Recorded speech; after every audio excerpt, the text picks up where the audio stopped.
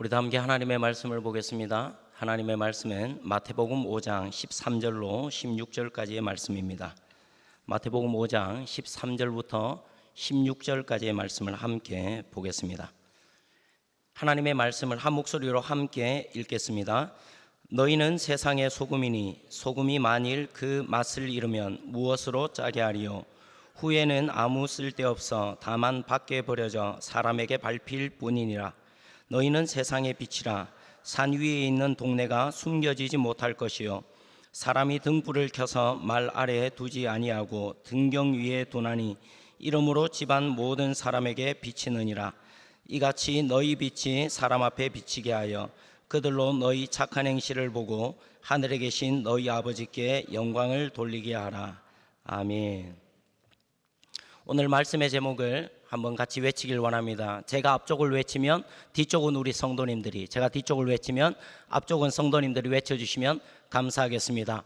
구별된 교회, 세속적인 교회, 구별된 교회, 세속적인 교회. 우리 모두가 하나님 앞에 구별된 교회로 살아가는 저와 여러분의 모습이 되기를 주님의 이름으로 축복합니다. 산상수훈이 시작되는 마태복음 5장은 이렇게 시작됩니다. 예수께서 무리를 보시고 산에 올라가 앉으시니 제자들이 나아온지라. 입을 열어 가르쳐 이르시되. 예수님께서 팔복을 가르치십니다. 심령이 가난한 자는 복이 있나니, 애통하는 자는 복이 있나니, 온유한 자는 복이 있나니, 의에 줄이고 목마른 자는 복이 있나니, 긍휼히 여기는 자는 복이 있나니, 마음이 청결한 자는 복이 있나니, 화평하게 하는 자는 복이 있나니, 의를 위하여 박해를 받은 자는 복이 있나니. 예수님께서 팔복에 대해 말씀하십니다. 천국 백성, 하나님의 백성이 어떤 삶을 살게 되는지를 말씀하신 것입니다. 하나님 나라의 백성이 어떤 삶을 살아야 되는지를 말씀하신 것입니다. 하나님께서 생각하시는 하나님 관점에서의 복이 어떤 것인지를 제자들과 무리들에게 말씀하신 것입니다. 예수님의 말씀은 산 위에 모여있는 제자들과 무리들을 매우 놀라게 만들었습니다. 제자들과 무리들이 이전에 들어보지 못했던 말씀이기 때문입니다.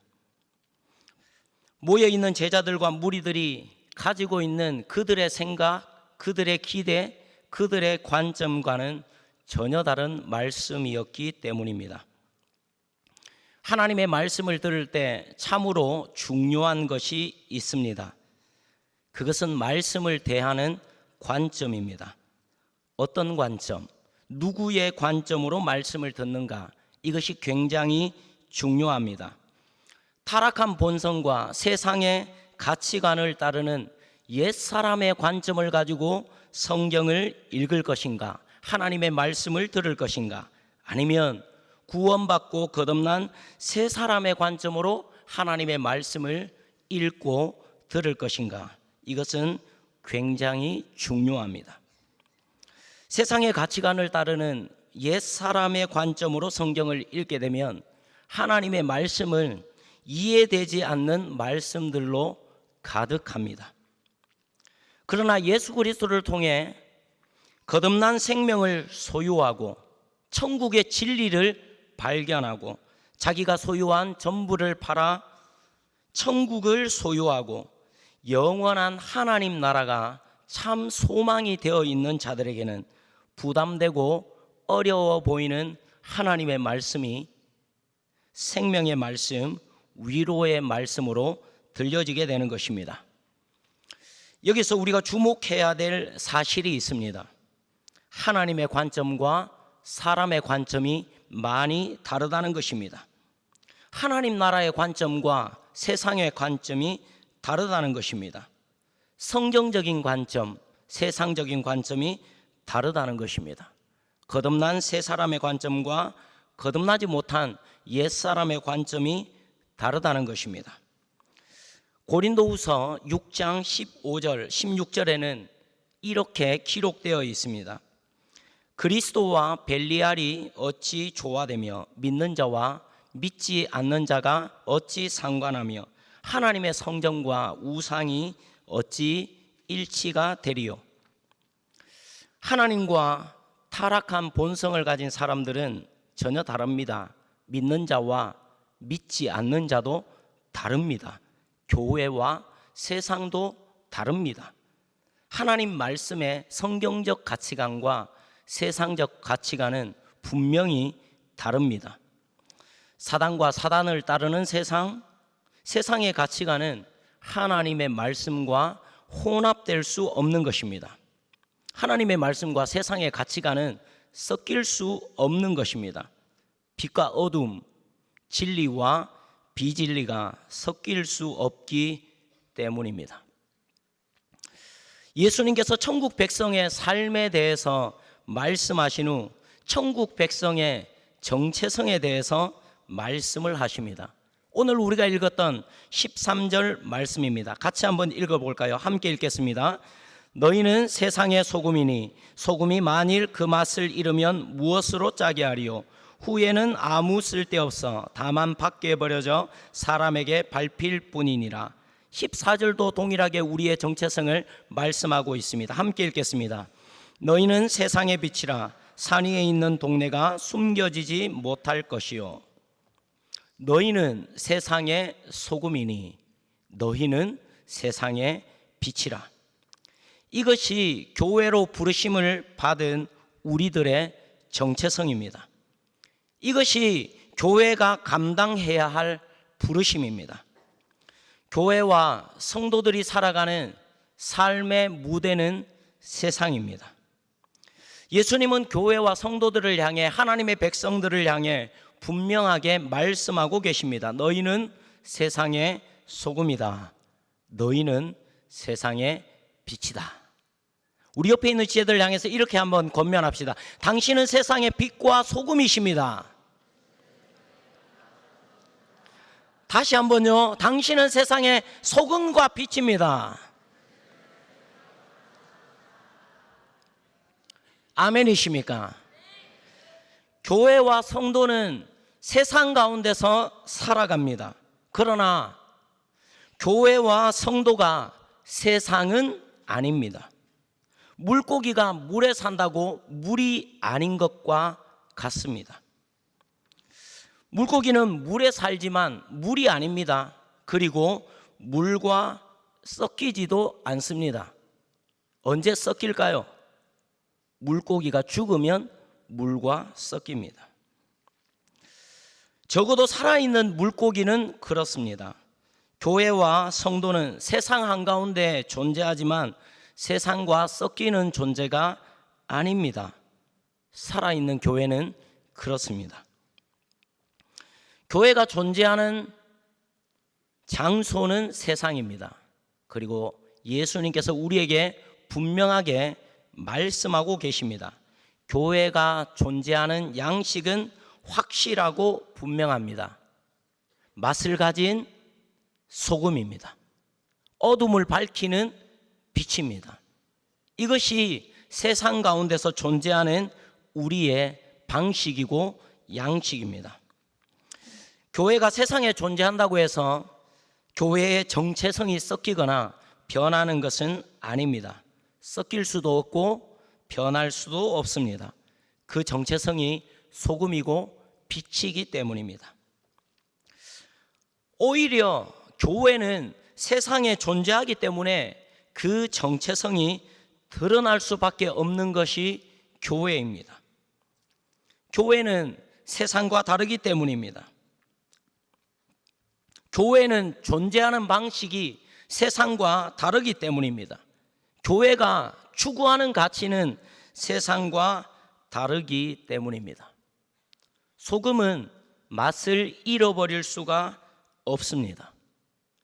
빛은 어둠이 짙다고 해서 그 빛을 잃어버리지 않습니다. 어두움이 깊으면 깊을수록, 그 어둠이 짙으면 짙을수록 그 빛은 어둠 가운데서 더욱 그 어둠을 밝히는 빛으로 존재합니다. 소금이 그 맛을 잃어버리는 것이 불가능하고 빛이 어둠에 묻힌다는 것도 불가능한 일입니다. 오늘 우리가 읽은 본문에서 부르심을 받은 우리 백성들, 교회를 향해 하나님은 산 위에 있는 동네에 비유하고 있습니다. 산 위에 있는 동네가 숨겨지지 못할 것이요, 산 중턱에 걸려있는, 산 중턱에 옹기종기 모여 사는 동네를 보신 적이 있습니까? 낮에는 저기가 동네인지 아닌지 구분하기가 어려울 때가 있습니다.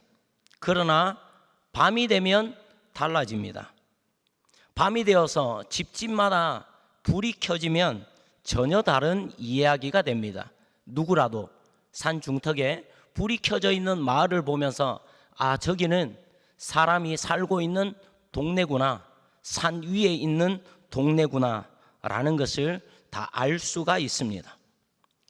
그래서 산 위에 있는 동네가 숨겨지지 못하는 것처럼 세상의 빛과 소금으로 살아가는 교회는 세상 가운데서 그 교회로 그 정체성이 반드시 드러날 수밖에 없고 드러나야 되는 것입니다.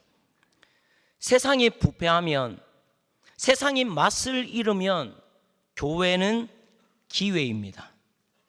세상이 어두우면, 세상이 많이 타락하면 타락할수록, 부패하면 부패할수록 교회에게는 기회입니다. 다만 교회가 세상과 구별될 때만 그렇습니다. 교회가 맛을 잃지 않은 소금일 때만 그렇습니다. 교회가 빛으로 존재할 때만 그렇습니다. 안타깝게도 오늘날 수많은 한국 교회가 맛을 잃어버린 것 같습니다. 수많은 한국 교회 목회자들과 성도들이 세상의 빛으로 존재하지 않는 것 같습니다. 자유대한민국 안에 수많은 한국 교회, 수많은 목회자들과 수많은 성도들이 살아가고 있는데, 수많은 한국 교회와 목회자들과 성도들이 세상의 빛으로 살아간다면, 세상의 소금으로 살아간다면, 그 짠맛을 잃지 않았다면, 빛으로 어둠을 밝히고 있다면 한국 교회와 자유대한민국이 이렇게까지 위기 가운데 봉착될 수 없다고 생각하기 때문입니다. 세상의 소금으로 존재하는 교회는 어떤 교회입니까? 세상의 빛으로 존재하는 교회와 성도는 어떤 교회, 어떤 성도입니까? 세상과 구별된 교회입니다. 한번 따라해 볼까요? 세상과 구별된 교회. 세상의 빛과 소금으로 존재하는 교회는 세상과 구별된 교회입니다. 교회는 무엇으로 세상과 구별될 수가 있습니까? 세상이 가지지 못한 것, 세상이 줄 수 없는 것을 소유함으로 구별될 수 있습니다. 세상이 가지지 못한 것, 세상이 줄 수 없는 것이 무엇입니까? 복음입니다. 진리입니다. 구원입니다. 영생입니다. 하나님의 말씀이 복음입니다. 하나님의 말씀만이 진리입니다. 하나님의 말씀이 구원이며 영생입니다. 말씀이신 예수 그리스도만이 복음이며 진리이며 구원이며 영생입니다. 교회가 어떻게 세상의 빛과 소금으로 존재할 수 있습니까? 그것은 세상과 다른 기준, 세상과 다른 가치를 추구하는 삶으로 구별될 수 있습니다. 하나님과 기록된 말씀만이 기준이 되는 삶입니다. 하나님의 말씀은 하나님 사랑과 이웃 사랑을 기초로 한 하나님의 공의와 정의를 추구하는 삶입니다. 이 땅의 삶이 전부가 아닌 영원한 하나님 나라와 상급을 추구하며 살아가는 삶이 세상 사람들과 구별된 삶입니다. 세상에 발을 디디고 살아가지만 세상과 섞이지 않는 삶, 세상에 매이지 않는 삶, 세상을 기웃거리지 않는 삶, 세상 앞에 무릎 꿇지 않는 삶, 이것이 바로 교회로 부르심을 받은 저와 여러분들이 살아가야 되는 삶입니다. 이것이 바로 교회로 부르심을 받은 우리들이 살아갈 수밖에 없는 삶입니다. 교회와 성도는, 하나님의 백성은 하나님 나라 천국을 발견한 자들이며 천국을 소유한 자들이며, 교회와 성도는 영원한 하나님 나라를 향하고 소망하는 자들이기 때문에 그렇습니다. 담임 목사님께서 늘 말씀하시는 것처럼 우리는 죽어서 천국 가는 자들입니다. 아멘이십니까? 우리는 이 땅이 종착역이 아니라 영원한 하나님의 나라가 종착역인 사람들입니다. 하나님께서 교회로 부르심을 받은 우리에게 구별됨을 원하시는 이유가 무엇입니까? 세상과 구별된 교회가 되기를 원하시는 하나님의 이유가 무엇입니까? 세상과 구별된 자들만이 눈에 보이지 않는 하나님을 보여줄 수 있기 때문입니다. 세상과 구별된 자들만이 손에 잡히지 않는 영원한 하나님 나라를 보여줄 수 있기 때문에 그렇습니다. 하나님은 눈에 보이지 않습니다. 영원한 하나님 나라도 눈에 보이지 않습니다. 그러나 하나님과, 눈에 보이지 않는 그 하나님과 눈에 보이지 않는 그 하나님의 입으로 나온, 하나님에 의해 기록된 그 말씀이 삶의 기준이 되고, 눈에 보이지도 않고 손에 잡히지도 않는 영원한 하나님의 나라가 실제가 되어 살아가는 그 삶이, 하나님도 보이지 않고 하나님 나라도 보이지 않는 자들에게 우리의 삶이 그 증거가 되는 것입니다. 하나님과 하나님의 나라를 증거하며 살아가는 저와 여러분의 삶이 되기를 원합니다. 눈에 보이는 세상이 전부인 것처럼 살아가는 사람들은 세상 사람들입니다.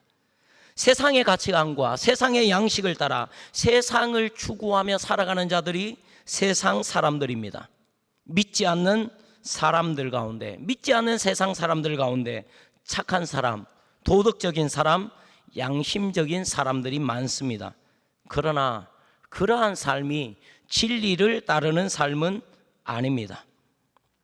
교회와 성도는 눈에 보이지 않는 하나님, 하나님의 통치를 받으며 살아가는 사람들입니다. 기록된 성경, 진리인 하나님의 말씀만이 기준이 되어 살아가는 사람들입니다. 이제 장차 곧 완성될 하나님의 나라를 바라보며 살아가는 자들이 바로 교회와 성도들의 삶인 것입니다. 교회는 세상적인 방법으로 세상을 만족해 하는 그런 곳이 아닙니다. 세상으로 하여금 궁금하게 만드는 자들입니다. 세상으로 하여금 두렵게 만드는 자들입니다. 세상으로 만족하지 못하는 자들을 향해 복음이 되신 예수 그리스도라는 답을 말해주는 사람들이 바로 교회와 성도인 저와 여러분의 삶인 것입니다. 세상의 소금과 빛인 저와 여러분의 부르심인 것입니다. 한국교회가 한 번 더 고민해야 하는 지점이 여기입니다. 한국교회가 세상을 만족시킬 수 있는 유일한 방법은 복음이 되신 예수 그리스도입니다. 오직 예수 그리스도, 더욱 예수 그리스도만이 유일한 방법입니다. 오직 기록된 말씀, 하나님의 말씀만이 유일한 해답입니다. 안타깝게도 오늘날 한국교회는 세상과 너무 많이 섞여 있습니다. 수많은 인본주의와 섞여 있습니다. 자유주의 신학, 종교다원주의, 공산주의, 주체사상, 피시주의, 동성애, 유신진화론, 친이슬람, 우어키즘, 세상적 가치관과 섞여 있습니다. 반성경적이고 교회를 적대시하는 정당, 정치인과도 섞여 있습니다. 불의와 불법에 대해 침묵하는 것으로 어둠과 거짓에 섞여 있습니다. 한국교회, 특별히 저와 같은 목회자들이 하나님 앞에 철저히 돌이킬 수 있기를 원합니다. 한국교회가 복음이 되신 예수 그리스도, 진리된 하나님의 말씀으로 돌이키지 않으면 한국교회는 답이 없습니다. 성도님들 가운데 혹 이렇게 물으시는 분들이 있습니다. 목사님, 머리는 언제 기르실 겁니까? 담임 목사님 구치소에서 나오셨는데 이제 안 기르시나요? 제가 삭발을 한 이유는 두 가지입니다. 우리가 지금 체제전쟁과 영적 전쟁 가운데 있는데 제가 그것을 잊어버리지 않기 위함입니다. 제 마음을 지키기 위함입니다.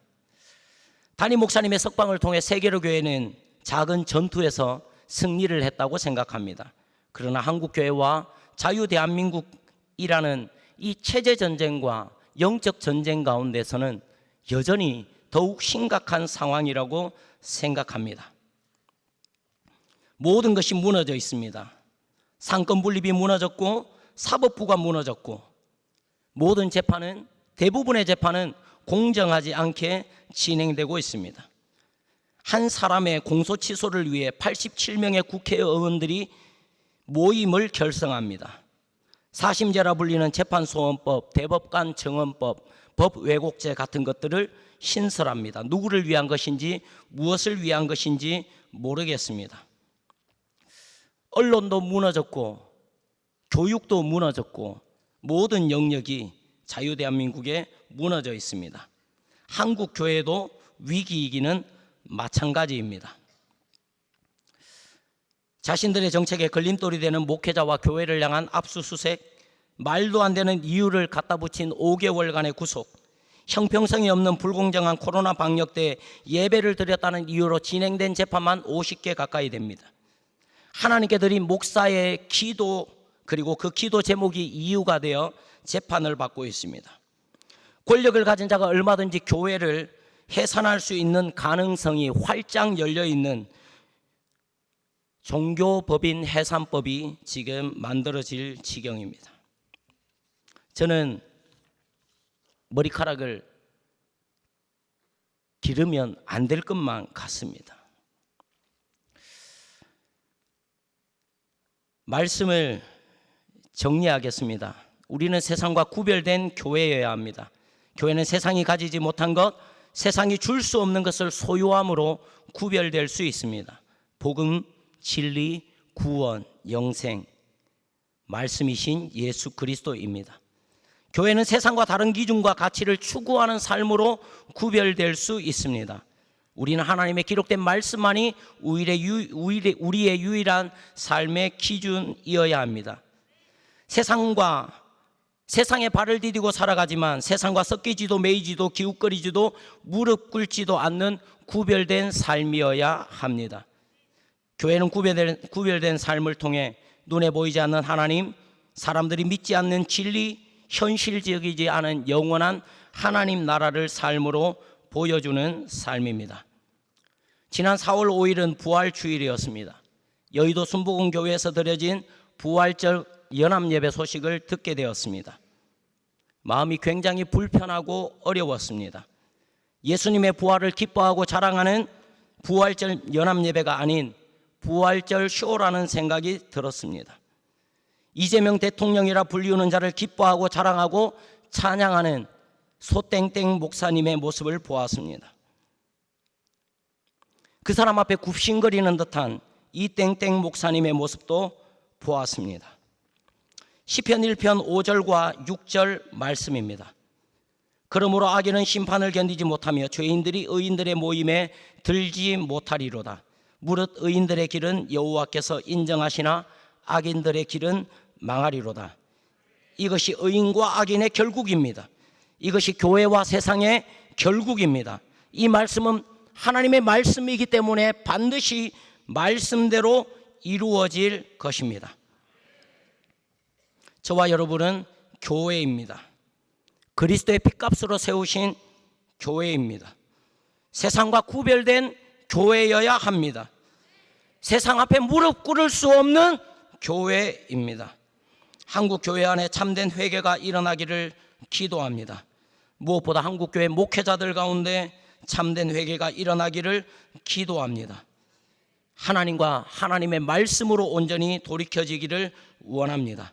산 위에 있는 동네가 숨겨지지 못하는 것처럼 저와 여러분의 정체가, 한국 교회의 정체가 세상과 구별된 교회로 드러나기를 원합니다.